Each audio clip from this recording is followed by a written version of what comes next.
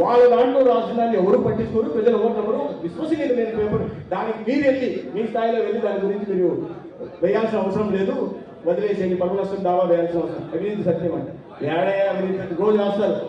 ఆరోగ్య శాఖ నుంచి 3,500 కోట్లు బకాయిలు చెల్లించట్లే. ఆ బకాయిలు పెట్టి పోయింది మీరే కదా, మీరు పెట్టిపోయిన అప్పులు మేము చెల్లించుకుంటా ఉన్నాం. ఇవాళ మాకు మంత్రివర్గంలో పోటీ, దేనికి పోటీ?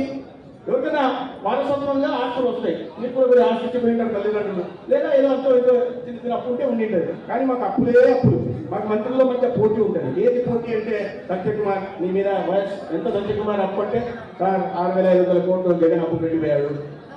6,500 కోట్లేనా? నారాయణ మనోహర్ గారు చేస్తారు, నా దగ్గర 18,000 కోట్లు అప్పు పెట్టిపోయాడు. మరి నేను ఎవరు చెప్పాలి?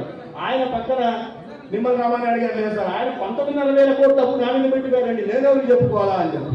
మొత్తాన్ని చూస్తే అందరికి సరే అప్పులు, నేను చెప్పుకుంటే పేరు చెప్పాలంటే అందరి ఎత్తున అప్పులు ఉన్నాయి. ఒక ఆయన మాత్రం చేసి అమాయకులారా మీరందరూ ఇంత అమాయకంగా ఉన్నారేంటి, మీ మొత్తం అప్పులు ఎక్కువ నా శాఖ మీదే ఉన్నాయని. ఎవరు ఏది స్వామి అన్నాం? విద్యుత్ శాఖ మంత్రి 1,20,000 కోట్లు అప్పులు పెట్టిపోయాడు.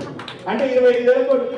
ఎక్సైజ్ మినిస్టర్ లేసి ఆయన సార్ 25 సంవత్సరాలకి మందు నేను అమ్ముతున్నా, నా జగన్ బ్రాండ్ అమ్ముతున్నా, దాని నుంచి ఇంత ఆదాయం వస్తుంది, దాని నుంచి 20,000 కోట్లు అప్పు తీసుకొని 25 సంవత్సరాలు మద్యపానం నిషేధం విధించడానికి అవకాశం లేకుండా పోయాడు. ఆ కల్తీ మందు తాగేలాగా తయారు చేస్తే దాని వల్ల 100 ప్రాణాలు పోతున్నాయి. అది అంశంలో నేను బోధించుకోలేదు, ఎందుకంటే దాని భారం మా మీద పడుతుంది. గత చూస్తే 20 పేషెంట్లు ఎక్కువయ్యారు, కాలేజీ బండితో వచ్చి బాధపడుతున్న వాళ్ళు ఎక్కువయ్యారు, మూత్రపిండ వ్యాధులతో బాధపడుతున్న వాళ్ళు ఎక్కువయ్యారు. దీనికి అన్నిటికీ ఏంటి ప్రధాన కారణం అంటే ఒకే కారణం, అటువంటి వాళ్ళు మన మీద నిందలు పోసే ప్రయత్నం చేస్తున్నారు. ఇంత పెద్ద ఎత్తున అప్పులు పెట్టిపోయి ఇన్ని తప్పులు చేసి అన్ని దొరికి ఇవన్నీ మేము ఒకవైపు ఇవి మాట్లాడుతుంటే ఇంకొక ఆయన లేచాడు, అనగానే సత్యప్రసాద్ గారు. ఆయన అన్నాడు, ఆయన లేచి అయ్యా మీరు మీ మీద ఎంత తప్పు ఉందో కనిపిస్తూ ఉంది, ఆయన మీద నీ మీద 6,500 ఉంది, ఆయన మీద 18,000 ఉంది, ఆయన మీద 19,000 ఉంది, 1,20,000 ఉంది, మరి నేను ఎవరు చెప్పుకోవాలి? మీ మీద అప్పు ఉంటుంది, మీరంతా రెవెన్యూనే కదా మంత్రి గారు అని అన్నాను.